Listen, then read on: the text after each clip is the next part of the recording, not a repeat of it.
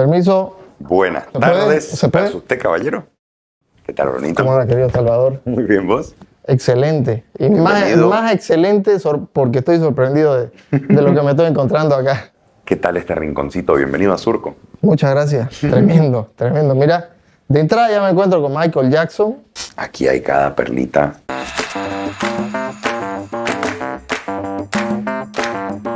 La consigna hoy es la siguiente. La idea es que vos encuentres 3 discos que representan tu historia, resuenan con vos, con alguna parte de tu vida, para que después nos vayamos a otro lugar muy lindo y empecemos a explorar tu vida. Perfectísimo. Ya biché uno, mira ese póster de ahí. ¿Ya? Mira. Ah, ¿coincidencia? No lo creo. O Feliz. sea, ya es parte del destino ya. Muy Ya bien. tenemos el primero. Perfecto. 2. Rock argentino, muy importante. Vos me decís 3, pero no sé si se puede hacer una salvedad, porque estos dos van en paralelo. ¿Ya? ¿Puede ser? Dale. Ya, perfecto. Me parece. Eso sería.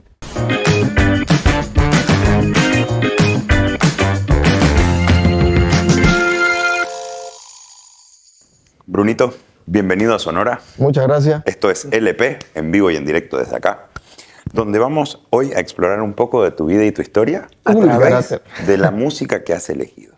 Es un espacio íntimo, chiquito, chill, con mucho cariño y mucho amor, donde, nada, empezamos a escarbar un poquito las vidas de nuestros invitados a través de la música, que es uno de los puentes que creo que más nos representa a todos aquí. Perfectísimo. Entonces vamos a arrancar, si vamos de atrás para adelante, ahora sí, con Sopa de Caracol de los Cadillacs. Así es. En realidad, digamos que mi vida relacionada con la música, con el rock, comienza no específicamente con este disco, Ya, ni con este tema, pero sí con los Fabulosos Cadillacs. ok. Yo me acuerdo, a ver, tendría que, ¿cuánto? 7, 8 años. Y en la radio escuchábamos con mi padre un tema que lo voy a tararear y todo el mundo lo va a asociar porque me lo aprendí de memoria, ¿no? Ya, ¿Qué es lo que ha pasado con tu corazón? Ya no marca el paso que marcaba ayer. Bueno, la época más o menos no sé cuál era, pero yo me acuerdo que era muy niño y era el primer tema que me aprendí de memoria y me encantaba ese tema. ya, Y claro, en esa época no había Shazam, ni siquiera habían CD, ¿no? correcto. Y estábamos locos con mi padre por saber quién cantaba ese tema, cómo se llamaba, Ya. y no había... ¿Y en la radio había no lo chance. decían? No, o sea, es como que lo Agarraba, pillábamos, empezaba. sí, cantábamos. Y un día, con el hermano de Reyes LM, Ya, me acuerdo clarísimo, después de un show, no sé, creo que era Tralala que había venido acá a actuar y fuimos a verlo, y ahí lo conocimos al hermano de Reyes LM. Y mi padre me dice, mira, este trabaja en radio, seguramente este va a saber cómo se llama el tema. Entonces vamos, me lo presenta, y mi padre me dice, no, cantale el tema, ¿no? ¿Qué es lo que ha pasado con tu corazón? Y él se prende al tema, ¿no? Y ya no marca el paso que marcaba. Sí, son los Fabulosos Cadillacs. Y de ahí listo. comenzó mi vida con los grupos de rock y la música, y identificando todo lo demás que vino. O sea que este es el puntapié inicial que como que cimenta un amor que vos ya tenías por la música, pero que de repente te da como que un punto geográfico en el tiempo para decir, ok, de ahora en adelante esto es algo que me toca y me mueve y quiero más. Sí, tal cual, tal cual. Mira, haciendo un paralelismo con el fútbol, yo la noción que tengo de fútbol, digamos, de ver un partido de fútbol y apreciarlo es el Mundial 86, ¿no? Ya, Y es lo mismo, así como me quedó grabado los Fabulosos Cadillacs, me quedó grabado Diego Armando Maradona en la cabeza, digamos, ¿no? Porque, bueno, por todo lo que se dio en ese Mundial. más allá de que como es que es el primer paso de un puente que te lleva a conocer y a valorar mucho más la música, en casa con tu papá, ¿cuál era más o menos quizá el entorno musical o cómo transcurría la música en casa? Era muy loco porque yo tengo muy presente la importancia que le daba a mí. O sea, era como una reverencia que siempre ha tenido mi padre hacia la música. No solamente mi padre, también mi abuelo por parte de madre. Ya, O sea, yo tengo presente llegar a mi casa, vos entrabas a mi casa, tenías el living y lo primero que se veía en el living era como un aparato así grandote lleno de cassette, portacassette, vinilos, bandejas. tocadiscos, ¿no? Ya más adelante mi padre cuando llegó con el primer CD para escuchar CD, mira, esto es CD, que no sé qué, no sé. Entonces vos entrabas a mi casa y en el living tenías ese aparatote así lleno de cosas, porque además era lleno de cosas. Y lo mismo en la casa de mi abuelo, o sea, cuando íbamos de visita para Navidad o las fiestas, lo mismo, vos entrabas al living y tenías ese aparatote ahí. Entonces, tanto por el lado de la familia muy personal, digamos, de mi padre, mi madre y mi hermano, y la familia de mi madre, que es con la familia que prácticamente me crié, por las vacaciones y todo eso, en todo lado era música, ¿no? Y yo tengo memoria, o sea, tengo muy grabado a mi padre amaneciéndose, haciendo compilados de cassettes. ¡Wow! Grabando cassette, digamos, un tema, lo pasaba y de ahí los escuchaba, ¿no? Así como hacer tu playlist de Correcto. Spotify ahora. Sí. Bueno, mi padre se hacía su playlist de Spotify en cassette y le tiraba amanecidas, ¿no? Wow. Porque no era, digamos, poner un tema Claro, sino tenías que escucharlo y a veces no grababa bien. Meticuloso. Sí. Perdón, y viajábamos por tierra Ya. donde mis abuelos. Y en el viaje, El soundtrack era 3, 4 cassettes que mi padre los tenía grabados y bueno, esa es la música con la que... Qué lindo, me crié. porque normalmente quizá en las casas, el living, digamos que es un lugar bien general y familiero, suele estar ocupado como centro de presencia la tele, digamos. Claro. Solía Sí. ser el aparato que más unía a la gente. Qué lindo ver que sea la música ese aparato y ese registro que ayudaba a tejer. Sí, es muy loco. Yo no sé, creo que he nacido y he estado en una familia típica. También nuestra generación ha vivido lo hermoso de la pre-tecnología y lo hermoso de lo que estamos viendo ahora en la tecnología, digamos. Porque vos decís el televisor, en mi casa yo no sé, solamente teníamos una sala que era la sala de la tele. Ya. Pero no tenías televisor ni en el comedor, ni en el Ni en los living. cuartos, digamos.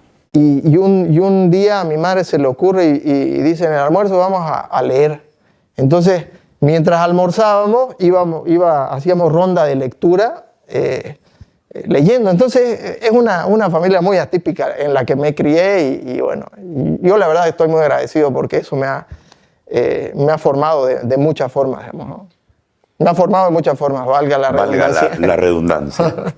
Y pasando de la música, quizá a tu carrera artística que tiene más que ver con el teatro, digamos. ¿Cómo sentís que la música nutre ese cauce? Yo lo interpreto desde lo que sería expresión para vos. Creo que en el teatro encontraste un canal que te ayudó a identificar los personajes que tenés dentro, desde dónde vos podés aportar y traer algo tan lindo como lo que traes a la mesa. ¿Cómo sentís que la música ha nutrido el cauce de tu carrera de teatro?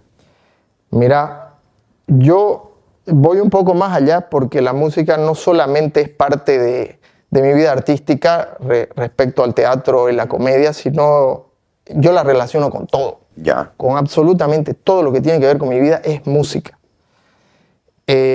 Nosotros comenzamos, bueno, yo profesionalmente comencé con la Sub-20 de Chaplin, con Carlos Rocabado y Pablo Fernández. Un día nos pusimos de acuerdo. En realidad ellos me jalaron y me dijeron, de una vez queremos actuar en Chaplin, pongámonos las pilas. Teníamos 17, 18 años. Y bueno, nos metimos, ¿no? Y y claro, éramos buenos haciendo chistes, pero el tema emocional, vos de la única forma que podés conectar con la gente es por medio de un tema, de la música, ¿no? Ya. Entonces yo ahí me di cuenta de la importancia que tiene la música en los shows. Entonces, las cortinas musicales, o por ejemplo, nosotros hicimos el primer show, comenzaba con un tema de James Bond, ¿no? Porque era buenísimo además el tema. Pucha, escucha este tema y no sé qué. Entonces, en esa época estaba de moda los Cumbia Kings, por ejemplo, Ya. ¿no? Entonces, en los ensayos escuchábamos Cumbia Kings, el primer disco de Cumbia Kings, bueno, este tema de James Bond. Yo tenía un monólogo que entraba con un tema que se llamaba Crema de Limón, ni siquiera me acuerdo del grupo, se llamaba Crema de Limón, y yo entraba con eso. Entonces, para mí es muy importante conectar con las personas, y la forma más fácil de entrar en contacto con una persona es por medio de un tema. Correcto. Y mejor si es un tema que conoces. Entonces, emocionalmente ya tenés un vínculo, ya la charla o lo que tenés que exponer ya. Ahora, ¿esto más o menos qué rango de edad podríamos decir que representa para vos? Desde que los conoces, me dijiste que tenías tipo 7. 7, 8 años, sí. ¿Hasta dónde más o menos decís, ok, Fabulosos Cadillacs, me volaron la peluca, empiezo a picotear y conocer otra música, lo que sigue? ¿Qué sigue para vos en ese andar? Bueno, ahí viene la preadolescencia, ¿no? La edad boluda que tenés, digamos, ¿no? Así como Correcto. bueno, te comenté que todos los fines de año íbamos a visitar a mis abuelos por parte de madre. ¿Esto era en Cocha? En Cochabamba, Ok. sí. Entonces, mi madre tiene, me va a matar porque nunca me acuerdo cuántos son, a ver.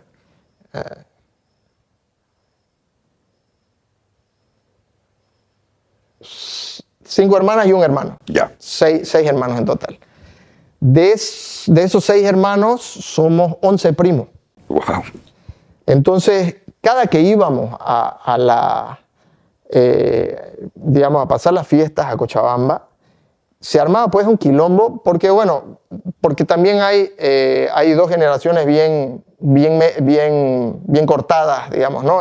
Era mis primos, nosotros y 2 primos más. Entonces, de ahí paró la fábrica y de ahí pasaron unos años y nacieron los otros.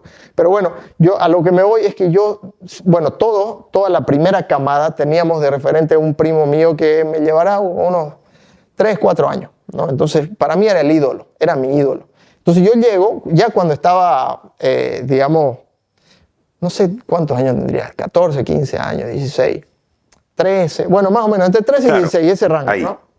Cuando te viene la boludez, digamos, ¿no? La era de la boludez, Sí. como se llama el disco. Tal cual, parafraseando a Divididos, ¿no? Divididos. Entonces yo llego y lo veo a mi primo con una melena de este porte, ¿no? Y dije, puta, qué loco, ¿no? Yo quiero ser así. Y entro a su cuarto y veo, nunca me voy a olvidar, veo pósters de Pink Floyd, de Pantera y Sepultura. Calibre. Claro, y le digo, ¿qué es esto? Esto es música de verdad, me dice. Pero además, maldito, porque él es una especie de guía espiritual para mí, digamos, en ese sentido, ¿no? Sí. Porque él me llevó a la música. O sea, porque no me dijo, ya, mira esto, que no sé qué. No, me dijo, no creo que a vos te guste, ¿no? O sea, de entrada me la puso así, ¿no? Entonces, no pues, o sea, no me voy a dejar. No me va a gustar a mí. Claro que no me va a gustar. Y en una época en la que no había internet. Entonces, investigar qué era Pink Floyd, descubrir qué era Pink Floyd, qué era Pantera, qué era Sepultura, era pues todo un mundo. Y de a poco, bueno, él me fue pasando temas y todo, y ahí o sea, gracias a ese momento, o a esa Navidad que fuimos a pasar allá, ahí comenzó mi vida relacionada con el metal y con el rock, ¿no? Qué lindo es encontrar estos amigos y referentes que yo los llamo senseis en Sí, la sí, vida, maestros digamos, ¿no? espirituales, ¿no? Claro, son gurús, senseis, lo que sea, pero Sí. gente que aparece en tu camino y te deja estas joyitas de conocimiento y estas perlitas de música que te acompañan el resto de tu vida. Para mí, Carlos Rucabado es mi mejor amigo, ¿no? Ya, Y también él y Gonzalo Mengual, ya, que es otro amigo, son como que, lo tengo a mi primo y a estos dos, y a Carlos y a Gonzalo como mis referentes ya. respecto a la música. Porque, bueno, yo vivía acá en Santa Cruz y me relacionaba mucho con ellos, ¿no? O sea, toda la parte de la infancia, preadolescencia, adolescencia. Gonzalo Mengual, argentino, iba y venía, entonces él nos traía grupos, ¿no? Uy. Porque en esa época tampoco había internet. Entonces, a mí, por ejemplo, ellos me enseñaron a apreciar la música desde otro punto. O sea, no de escuchar un tema y pasarlo, Ya. porque eran cassettes, pues también, ¿no? Entonces Sí. vos tenías, y tenías que escuchar, si a vos te gusta un grupo, tenés que escucharte y aprenderte todo el disco. Y lo tenés que saber de memoria. Y yo me crié así, porque en esa época era así. Claro. Vos no podés agarrar y decir, me gusta La Renga, ¿no? Porque, por ejemplo, en esa época, ese grupo, La Renga estaba de moda. Vos tenés que escucharte todo el disco de La Renga completo y una a una de las canciones cantarla. Ahora, pasamos de esto, encontramos Sepultura, encontramos Pantera. Me imagino una época muy intensa, la adolescencia acompaña todo esto con ese Sí. cóctel de hormonas que Y somos. paralelo a esto, comencé a pasar clases de guitarra, ¿no? Ah, ya. Entonces sí tenés una incursión musical también, Totalmente. aparte de escuchar, Totalmente, sí. interpretativa. Sí, sí, sí. ¿Qué te gustaba tocar? Mi padre siempre nos inculcó y nos dijo, si ustedes se van a dedicar al teatro, sí o sí tienen que saber música. Qué sabio tu papá. Sí o sí tienen que saber música. Y yo le agradezco eso, ¿no? Primero yo comencé con la guitarra, no me voy a olvidar nunca con Marcelo Gala. Ya. Ni siquiera tenía nombre, porque él recién había llegado. Mi padre lo conoció porque su esposa era coreógrafa de Chaplin. Ah, mira. Y él estaba comenzando a dar clases. Entonces eran clases personalizadas, ¿no? Me acuerdo en el centro comercial El Chubi. Y es muy loco. Yo le voy a agradecer a Marcelo que me haya inculcado el gusto por la música y él prácticamente me hizo hincha de Boca Juniors. Porque La música del fútbol sí, siempre. sí, totalmente. Y ahí viene un tema también, uno de los primeros temas que aprendí a tocar fue, igual que un niño, Cartas sin marcar. Ya. Ese fue el primer tema que me enseñó Marcelo. Cachito, qué genio Cachito. Sí. Bueno, de ahí corté con la guitarra, me metí a clases de teclado. Ya. Me acuerdo que un par de días del padre, días de la madre, yo me acuerdo ahí tocando el teclado, pero la verdad que no era muy, para mí no era muy, no sé, es como que vos siempre querés ser el frontman, ¿no? Ya. El rockstar. Entonces ser un tecladista es como que No había mucho protagonismo ahí, ¿no? O sea, si no sos vocalista o guitarrista, no. Entonces volví a la guitarra y ya más grande, ¿no? Bueno, más grande te digo, 13 años tendría. Ya. Y ahí le metí. En esa época, ¿con quién armaron banda, digamos? ¿Qué tocaban en eventos? Lo que pasa es que yo tengo una cabeza de proceso, ¿no? Entonces, así como yo no podía considerarme seguidor de un grupo si no conocía por lo menos un disco completo y me sabía los temas, Correcto. tampoco podía considerarme un guitarrista si no sabía tocar muy bien la guitarra. Y para mí, que venía de la onda del metal, Claro. un buen guitarrista era Damon Darrell de Pantera, digamos, ¿no? Pantera, Que era claro. un tipo virtuosísimo. Entonces, hasta no llegar a eso, hasta no llegar a un Van Halen y eso, Claro, no se mueve la yo no aguja me de- podía considerar un guitarrista. Entonces, y fue también todo un proceso. Yo a la guitarra le habré dedicado unos 10 años de mi vida. Wow. Buen cacho. Sí, sí. Digamos que la segunda etapa de guitarra la hice con Osvaldo Luna. Ya. Y llegamos a un punto, o sea, él me enseñaba Maná, esas cosas, ¿no? Y llegamos a un punto en el que me dice, mira, porque yo quería saber cómo sonaba la guitarra eléctrica de verdad, ¿no? No quería rasgar. Ya. Claro, vos querías solear. Claro, digamos. y le mostraba los temas, ¿no? Mira, ¿cómo se hace esto? Volvemos al punto en el que no había internet, ¿no? Entonces, Claro. cosas que te volaban la cabeza y sí, puta, ¿cómo es esto? Y llegamos a un punto que Osvaldo me dice, mira, hasta acá yo puedo llegar, pero de acá en más voy a traer un profesor que él la tiene clarísima. No me voy a olvidar nunca, Marco Callaú se llamaba. Él llegó a ser uno de los primeros guitarristas de Dixie, del grupo Dixie. Mira. Y él fue el que me enseñó todo lo que tenía que ver con guitarra eléctrica. Y con él padecí, porque el tipo tocaba Van Halen, ¿no? Claro. Y ahí me enseñó lo que era una sordina, lo que eran los vibratos, lo que eran las escalas, o sea, todo. Ya. ¿No? Entraste más en teoría, digamos. Totalmente. y como una máquina vos me veías, mis amigos estaban de joda y yo y con el cassette, ¿no? Para seguir la canción y meterle, pam, pam, pam, pam, y así. Y así me la pasaba. Ya una vez que yo consideraba que tocaba guitarra, bueno, nos presentamos teníamos una banda con unos amigos y nos presentamos en un festival del Colegio Alemán y de ahí hicimos unos 3 conciertos, unas 3 noches en un boliche que se llamaba Centrófera. Ya. Y ese fue todo Ahí fue tu incursión en la Sí, música. sí, esa fue toda mi incursión profesional en la música. Era un guitarrista, un bajista y yo Power trio. baterista, bajista, y yo en la guitarra y los vocales se los billaban entre el baterista y el bajista. Bueno, veníamos de Fabulosos Cadillacs a punto de hacer el salto al segundo vinilo. Llegamos a lo que es El lado oscuro de la luna de Pink Floyd. Para mí uno de los discos más icónicos de la banda, por lo menos en popularidad comercial, ha tenido un alcance increíble. Sí, totalmente. ¿Qué representa El lado oscuro de la luna en tu vida? En realidad es Pink Floyd, ¿no? Ya. Es todo el grupo Pink Floyd. Ok. Y de hecho... ¿Con qué canción los conoces? Bueno, es The Wall, Another Brick in the Wall, ¿no? Ok.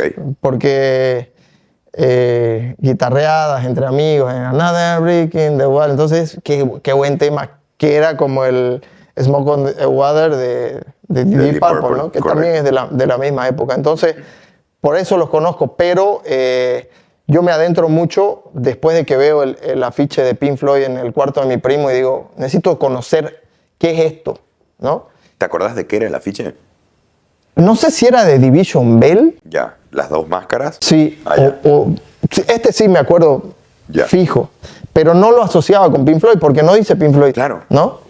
Pero ya una vez que conocí todo, sí me acuerdo que estaba acá y había The Wall también. Perdón, Another Brick in the Wall también. Más allá de que los conoces con The Wall, ¿cuál es la canción que te engancha? Porque a mí me pasó, por ejemplo, cuando yo era chico había una publicidad de unas galletitas que se llamaban Nix, me acuerdo. Y ellos hacían un como sound alike de Another Brick in the Wall con esa canción y pegaba durísimo y era un ejército de ositos que eran unas galletitas de ositos digamos, que venían caminando y se tiraban a una taza de café. Pero cuando yo realmente caigo es con Wish You Were Here y con discos que quizás no tuvieron tanto alcance. Uno que fue soundtrack. No, en realidad tuvieron 2 soundtracks de película. El More y, si no me equivoco, era el Obscured by Clouds, que son 68, 69. Así, tuvieron una incursión en cine, digamos, musicalizando. Y hay cositas ahí que me lleva mucho, quizá un Crosby, Stills and Nash, cositas así bien más country folk. Sí. Tienen una beta de esos Floyd que ese lado para mí me tocó esto que te decía hace un rato, esta familiaridad nostálgica de algo que nunca he vivido pero de alguna manera se siente mío. ¿Cuál fue para vos esa canción que más allá de The Wall te dice, ok, esto es parte de mí? Bueno, cuando me tiré escuchando el The Wall, me quedé con Money y Time. Uf. Desde que comencé a escuchar ese bajo es como que te hace algo, ¿no? Sí. Y ya cuando pasaba clases de guitarra, tan, tararán, tan, tan, tan, tan, tan. O sea, tal vez yo me identifico mucho porque lo sé tocar en guitarra, ¿no? Ya, claro. Entonces serían esos 3 temas. Es otro puente, digamos, ¿no? El poder. Sí. Creo que una cosa muy linda es aprender a escuchar y lo que decías que pasaba con tus amigos, ¿no? Que te enseñan a escuchar la música no solo desde estamos acá sentados compartiendo tragos, comida y escuchando música, sino de ya prestarle atención minuciosa. Sí, total. Uy, mira este arreglo, mira este fill de batería, mira el lick que le mete Waters acá, qué loquito el viejo digamos, ¿no? Tener un puente con la música, me imagino que también le da otra riqueza a cómo vos valorás todo lo que es música en tu vida. Totalmente. Sí, vos sabés que, hablando de Gonzalo Mengual, mi amigo, finalizando, el 2001 más o menos, me dice, hay un festival en Argentina que se llama Cosquín Rock que tenemos que ir. Ya, metámosle. O sea, yo ya venía con todo el bagaje de música argentina, o sea, en la cabeza, Versuit de Vergarabat, Los Piojos, La Renga, Divididos, Capanga, bueno, Bueno, muchos grupos, ¿no? Entonces, y nos juntamos a escuchar. Entonces, como ya dijimos que íbamos a ir a ese festival, ya teníamos la fecha, nos juntábamos a escuchar discos, Claro. ¿no? Para ir con todo, porque además Gonzalo me dice, y Carlos también, ¿esto qué año era, perdón? 2001, Ah, ya. entre el 99 y el 2001, ¿no? Más o menos esa época. Yo no conocía Argentina. Ellos ya habían ido y habían venido, entonces, bueno, los dos argentinos, ¿no? Entonces me dicen, si en el público la gente te ve que no sabes un tema, te van a linchar. O sea, súper, Te ¿no? metieron presión mal. Claro, ¿no? Entonces yo dije, no, tengo que aprenderme. Y así fue, ¿no? Fuimos a ese Cosquín Rock y fue uno de los festivales más increíbles en mi vida, porque fueron 3 días seguidos de escuchar grupos y grupos y grupos. Sí. Que, mira, vos ves a la distancia, digamos, yo veo a la distancia y la verdad que yo soy un privilegiado porque vi a la Versuit Vergarabat con el Pelado Cordera, que ya no está. Correcto. Vi a Charly García, que no sé si va a volver a dar un concierto, o por lo menos como lo dio. Bueno, igual ese concierto fue muy loco porque creo que a la 4ª canción tiró su vaso de whisky, no suena esto, que no sé qué. Pero igual es parte de lo que era Charly García, de lo que es Charly García. Lo vi al Flaco Spinetta, que fue uno de los conciertos que más me voló la cabeza. Lo vi a Ricardo Llorio con Almafuerte. Grupos que ya no... Claro. Bueno, Los Piojos que volvieron, pero no como los vi. Por ejemplo, ya no está Tavo Kupinski, que fue el que falleció.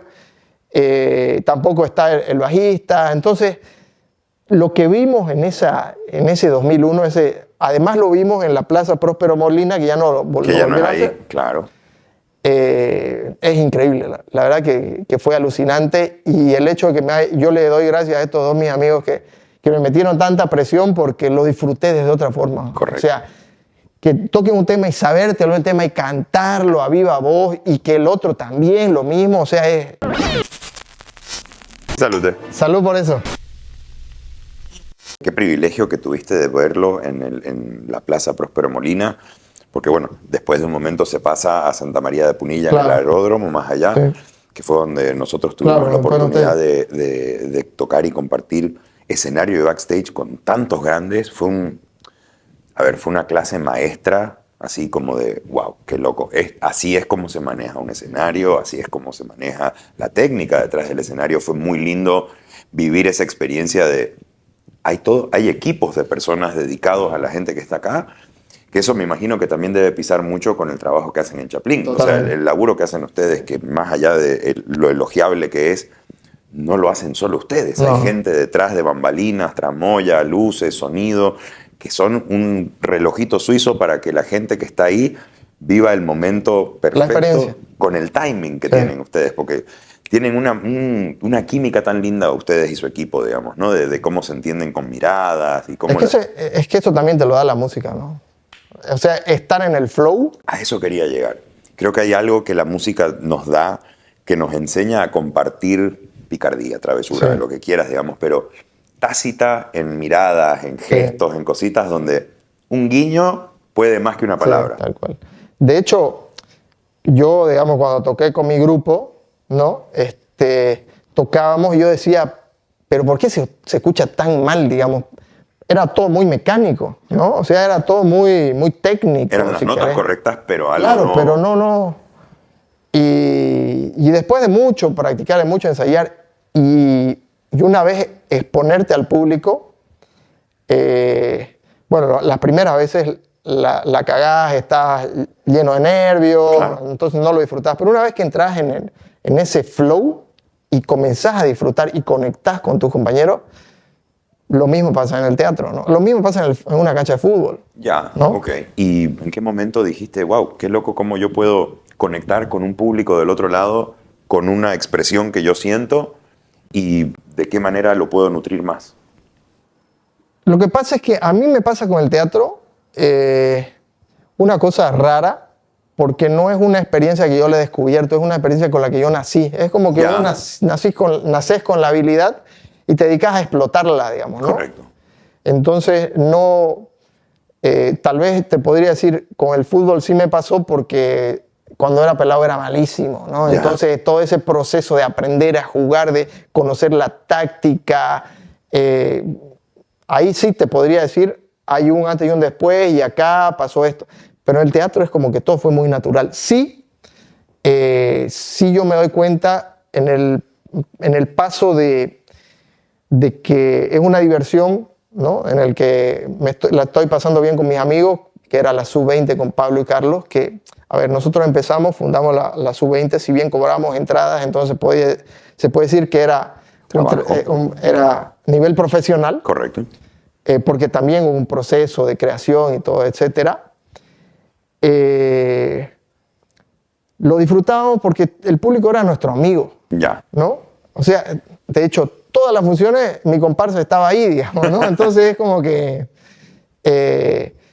lo disfrutábamos desde ese punto, ¿no? ¿Qué pasa con los talleres de teatro en Chaplin? Que van los familiares, entonces vos salís al escenario y es gente conocida, entonces es como que ya se distiende, lo conozco, me voy a reír, es mi hijito, es mi primo, entonces es un ambiente bonito. Bueno, el paso de eso a un trabajo de verdad, que es, digamos, el nivel profesional de verdad, que es de la Sub-20 ese sí fue fuerte, ¿no? Y de hecho yo diría hasta traumático porque o sea, nosotros teníamos 3 números en la Sub-20 que la rompían. Entonces Adolfo, el director de Chaplin, agarra y dice, bueno, los vamos a invitar al show para que ustedes participen en una función. Bienísimo. Y fue muy loco porque yo me acuerdo que hacía un monólogo, el monólogo ese que te comenté. Claro, yo salía con el tema, que era un tema juvenil, entonces los pelados que lo veían, mis amigos que lo escuchaban, perdón, se ambientaban y todo, pero los viejos no, pues, ¿no? Entonces ya de entrada el tema sonaba, yo entraba, silencio. Y entonces, y claro, vos sentís gente mayor que no te conoce, ¿quién es este pelado? A ver, que me haga reír, eso sí es traumático. Y lo mismo con los otros 2 números, y lo comentamos con mis amigos, entonces ahí se da un quiebre, ¿no? Entonces, es como que yo lo asocio como los chicos que debutan en primera en el fútbol, que están muertos de miedo, etcétera, y después de unos 3, 4 partidos como que entran en ritmo. Bueno, a mí me pasó lo mismo, ¿no? Si bien yo tenía la habilidad, y de hecho no fue, o sea, entre eso y ya entrar en ritmo no fue tan difícil, sí me tomó sus buenas temporadas, pero fue parte de la vida, digamos, ¿no? O sea, yo lo sentí. Y ya una vez que me asenté como adulto, si querés, ya es cuando comenzás a apreciar las cosas de la vida, el momento presente, porque cuando sos pelado es todo joda, la pasás, experiencia, no sé qué, como que te digo, yo de lo que me acuerdo de pelado era esa experiencia de la Sub-20 a Chaplin y nada más, digamos, y todo lo demás. Pero ya cuando comenzás a apreciar las cosas, en Chaplin se da algo que lo denominamos como el lenguaje Chaplin. Ya. Que con todas las personas que ya tienen un recorrido, una trayectoria muy larga en Chaplin, es como que de mirarnos, ya es como que el otro sabe que yo voy a hablar. O yo sé que va a hablar, o además ni siquiera que va a hablar, sino qué chiste va a hacer. Wow. Entonces Pac me mira, por ejemplo, me pasaba mucho con Sergio Mier.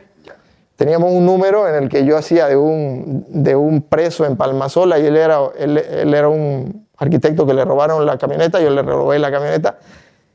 Y claro, del original, del libreto original, a lo que hacíamos era totalmente distinto porque cada función era una cosa distinta.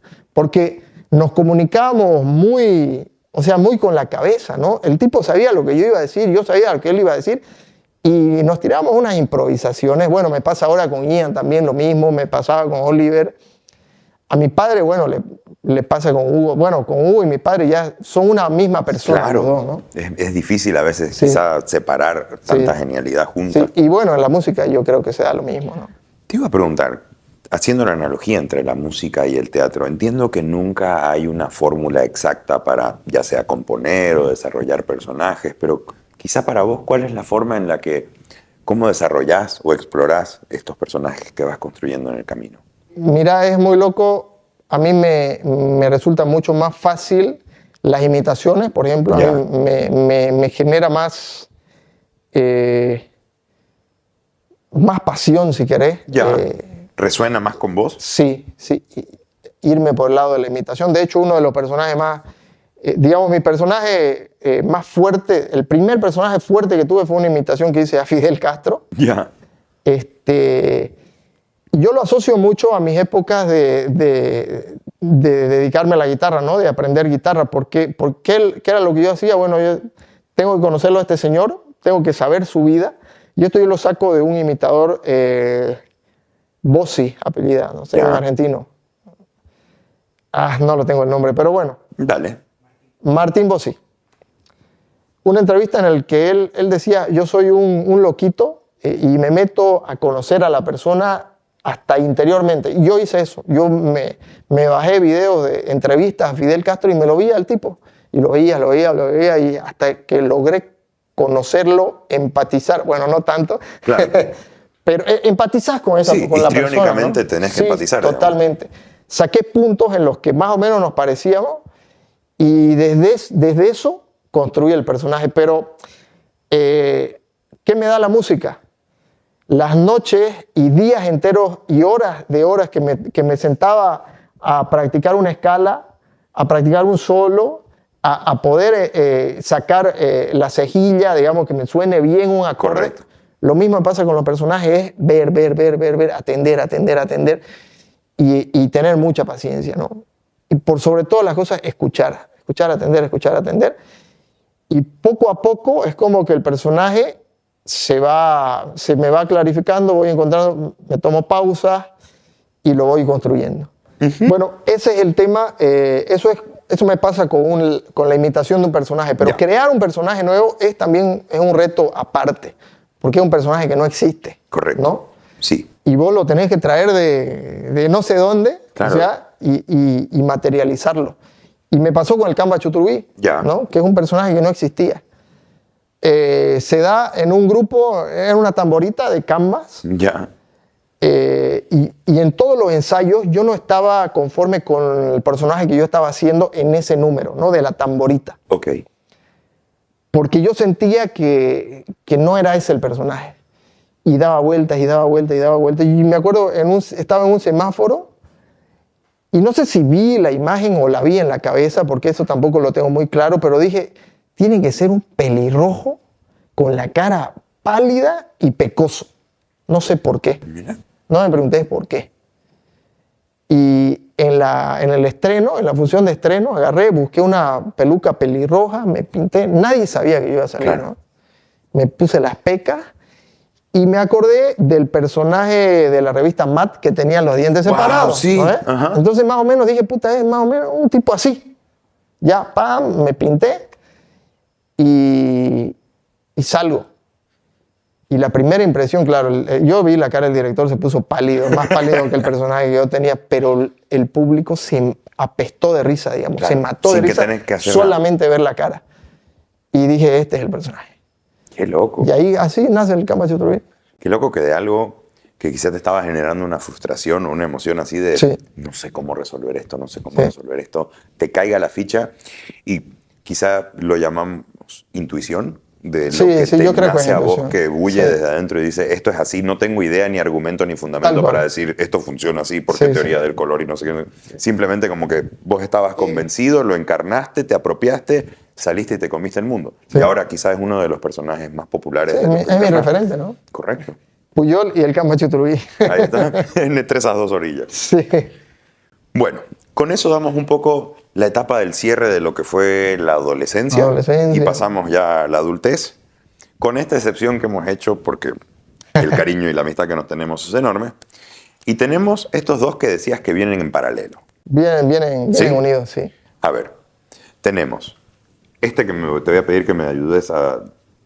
¿Cómo se pronuncia? Coldplay. Bueno, es Coldplay. Es Coldplay. Mira. Ok. ¿Y esto es Miloxiloto? No sé, la verdad. Es tan raro Chris Martin que... Claro. Yo lo agarré porque es Coldplay y creo que es un disco... Es un concierto, ¿no? ¿No? Bueno, el que yo quería era Viva la Vida, Ya. ¿no? Entonces, pero bueno, es Coldplay y Foo Fighters. Y Foo Fighters. Sí. ¿Y cuál es el paralelismo que vos encontrás entre estas dos cosas que En te realidad, escucho y para mí no tienen nada que ver, pero... mucho paralelo no hay, Ujú.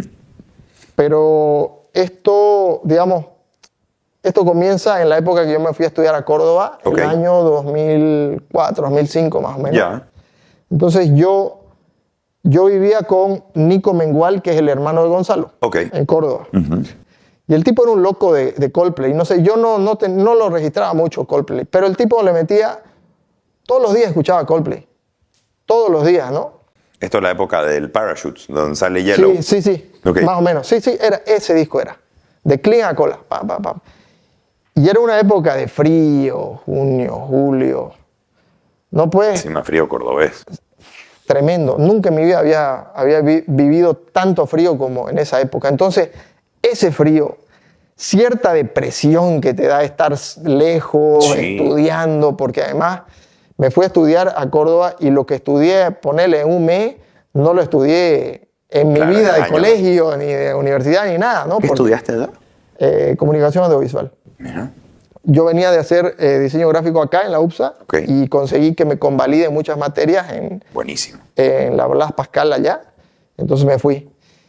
Y de ahí me quedó el gusto por Coldplay. O sea, todo eso me lleva a esa época.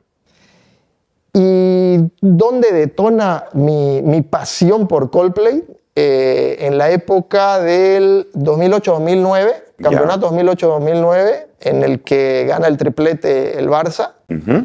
y todos sus festejos eran con Viva la Vida. Entonces ahí se consagra, digo, claro, o sea, a mí me tenía que comenzar a gustar Coldplay para consagrarse todo acá. Claro. Converge todo en ese punto. Aparte, Sí. qué lindo que la música que ya venías Sí. cultivando y escuchando, de repente se te junta con otra pasión para vos que es el fútbol. Sí, sí, y que totalmente. coincidan justo de esa manera. Sí, sí. Y paralelo a eso, también le agradezco a Nico mostrarme Foo Fighters, porque es básicamente la banda que estoy escuchando ahora, digamos, de todas las que conocí, que se hicieron, se deshicieron, se volvieron a hacer, esta es la que, bueno, no tiene el baterista, digamos, ¿no? Correcto. Pero sigue en la misma esencia de como cuando la conocí. Entonces, para mí Foo Fighters ahorita es... ¿Con qué los conoces? Es que los conozco con muchos temas, ¿no? Ya. All My Life. Bueno, Yo, por ejemplo, a mí me pasó que yo los conocía sin saber quiénes eran. En la etapa de Hero, de Ah. Monkey Wrench, de toda esa primera etapa que quizá no era tan mainstream, claro. pero me pegaba mucho, como alguien que es quizá de la generación MTV como vos, los videos que ellos proponían. Sí, sí. Me encantaba Sí, sí. la sencillez desde donde lo encaraban. El video de Learn to Fly me encantaba porque era como que se tomaban tan en serio no tomarse en serio que lograban un material que, por más que hayas puesto a los mejores actores del mundo, no hubiera tenido nunca el alcance y repercusión que tuvo, simplemente porque eran ellos riéndose de quiénes son ellos Tal mismos. cual. Digamos. Además que algo que yo admiro mucho de Dave Grohl es que el tipo se reinventó totalmente. O sea, de ser el baterista de Nirvana a ser el frontman de Foo Fighters, y vos lo ves en Foo Fighters y no lo asocias con Nirvana. Correcto, correcto, correcto. Entonces, y bueno, y muchas veces en las redes me dicen que me parezco a Dave Grohl, entonces también... Hay que aprovechar. Sí. Una pluma acá y listo. Sí. Para ir cerrando, el formato en el que consumimos música en nuestra historia, desde mi lado en casa empezó en la radio, el formato físico que primero yo toco quizá es el cassette. De tu lado, ¿cuál es el formato así Igual unánime? el digamos? cassette. Cassette O empezaste. sea, la típica de escuchar un tema por la radio y cruzar los dedos para que el No hable el para que locutor. el locutor no que hable le y no ponga te, una no te fregue la publi, canción. correcto. ¿No? Bueno, llamábamos y pedíamos, no, porfa, la voy a Sí. grabar, no va a hablar, ya va a Sí, dejar que tal empiece cual. el intro, ¿no? Tal cual, sí. O una canción que la escuchabas y no sabías y no decían qué se llama Correcto.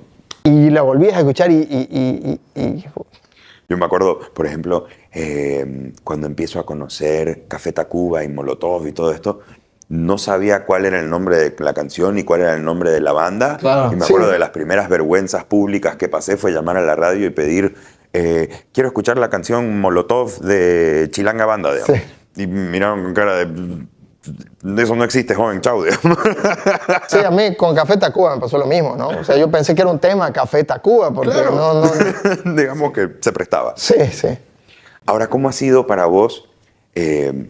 Adelantamos al 2025 donde estamos, vivimos en un mundo completamente interconectado donde lo que quieras averiguar de cualquier persona estás a 2 clics de tenerlo, pero a la misma vez creo que ha marcado un hito muy grande en la forma en la que recibimos y consumimos música.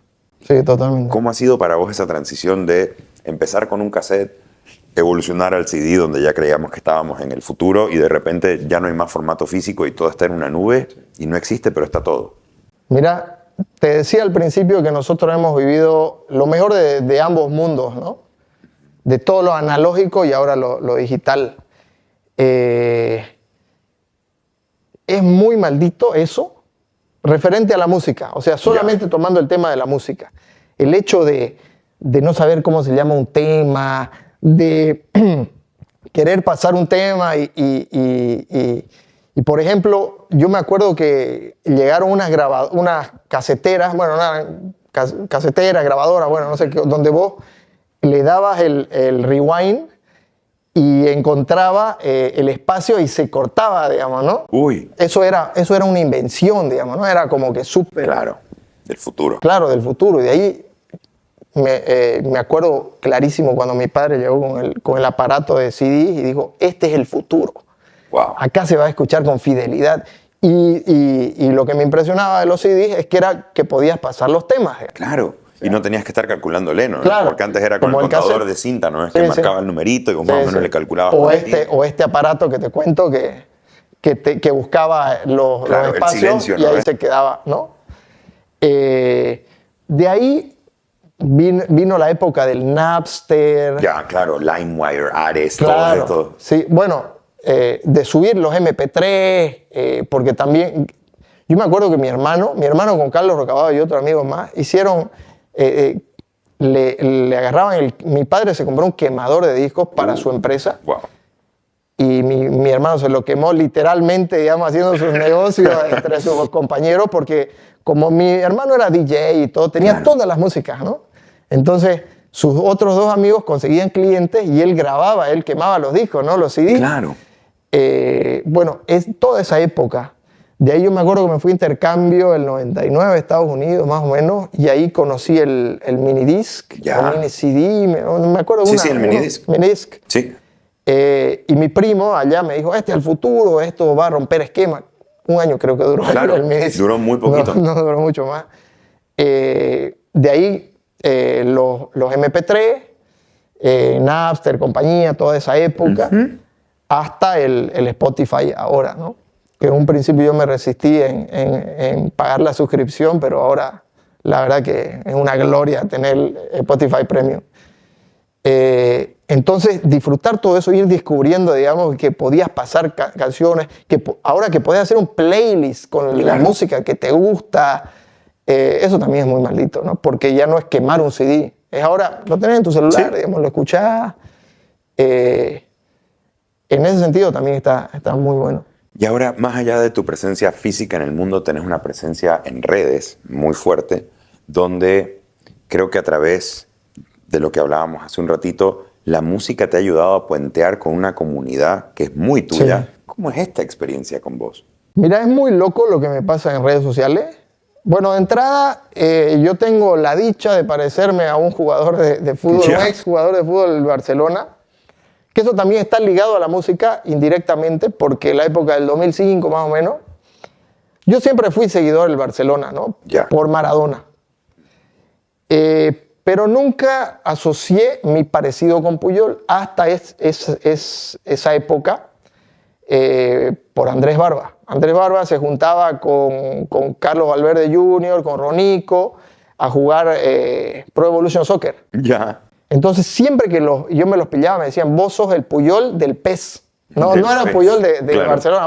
Vos te parecías al Puyol del Pro Evolution Soccer. Y me quedó eso. Y comencé a ver los partidos, porque yo lo veía a Puyol, pero no lo asociaba conmigo. Pero después jodieron tanto que lo comencé a ver igual a mí. Y de ahí es como que le agarré un cariño, porque además era seguidor del Barcelona. O sea, me encantaba el Barça. Claro.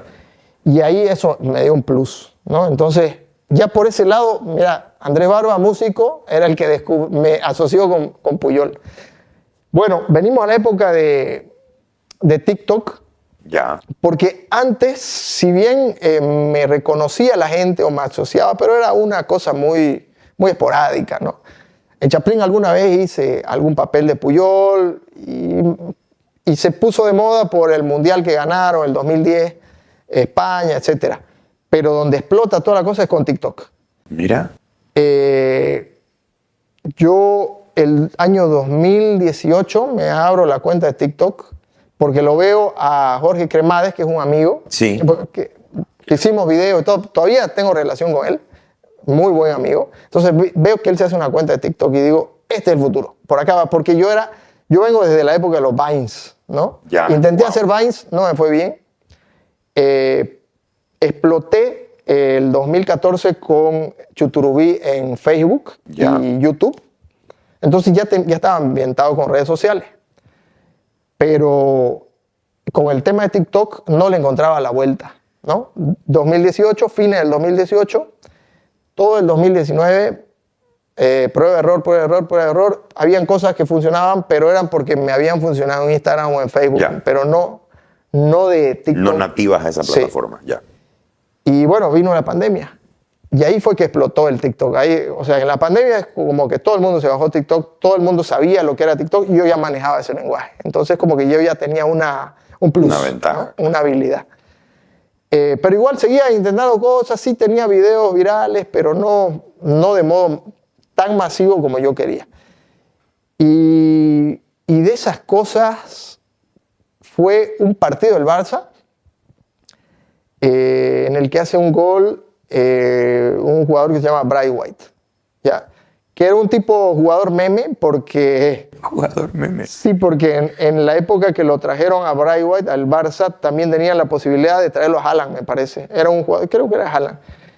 Y el presidente del Barça, en vez de traerlo a Haaland, trae a este Bray White. Y el tipo como que no encajó muy bien en el equipo, entonces se convirtió en un jugador meme, porque más en su presentación no pudo hacer jueguitos, ¿no? O sea, es raro. Entonces, y se hace un gol y es como que en Twitter comienzan a asociarlo con Ronaldo Nazario. Entonces yo agarro el meme de Bray White con Ronaldo Nazario y lo hago en TikTok, ¿no? Lo hago a mi forma, ¿no? Como que yo veo el gol, veo a la cámara y asocio a Bray White con Ronaldo Nazario. Esto sin hablar, todo con fondo musical. Bueno, ese es el primer video que explota realmente del tipo de videos que estoy haciendo ahorita. Qué loco. Entonces, y vos ves mis redes ahora y el 80-90% de mis videos no son hablados. Y vos ves mis métricas y tengo seguidores en Arabia Saudita, Marruecos, Turquía. Wow. O sea, lugares insospechados. Claro. Vos entras a los comentarios y ves jeroglíficos, ¿no? O sea, claro. Claro. Y es por la música. Porque yo en el 70-80% de mis videos no hablo. Es como el morenito este que hace, ¿no? Sí, el que solamente... Yo de ahí tomé muchas referencias. Sí, muchas referencias. Dije, si este tipo solamente con gestos puede comunicar y es masivo a nivel mundial, y a mí me dio resultado esto, voy a comenzar a replicarlo de esta forma. Y la música me ayuda mucho. O sea, el conocimiento, porque además no es cualquier tema. O sea, es un tema que te tiene que llegar, que te tiene que pegar para que vos... además, yo edito todos mis videos porque vos tenés que encontrar los puntos en los que explotan. Por ejemplo, un gol que combine con la euforia que se siente en ese momento y las expresiones que le meto. Entonces es un tema artístico, ¿no? Qué loco. Qué loco porque quizás siguiéndote en paralelo en la vida, digamos, ¿no?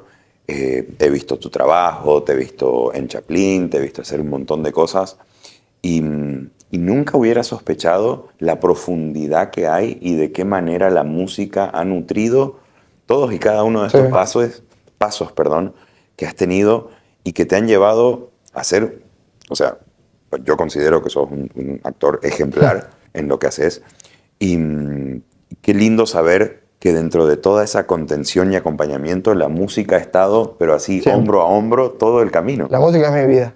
La música es mi vida. Qué lindo descubrir estos lados de la gente que quizás toda la gente te ubica por las tablas encima de un escenario, pero quizás no conocen todavía cuánto de Bruno viene musicalizado por obras que han marcado a más de uno. Sí, de hecho, yo me pongo a pensar y digo, un día yo salgo tocando Sweet Child of Mine con mi guitarra porque la tengo en mi casa y todavía sigo tocando y la gente va a decir, puta, ¿de dónde? O sea, es fácil aprender guitarra porque en su vida ha tocado, pero bueno, no saben todo lo que hay detrás, ¿no? Correcto. Y creo que ahí está uno de los puntos que más rescato de este espacio. El poder adentrarnos y profundizar en quizás facetas de la vida que el público general no conoce de quienes estamos detrás del otro lado. Sí. Gracias por compartir tu tiempo y tu historia con nosotros. No, por favor. Vamos a hacer ruidito. Dale.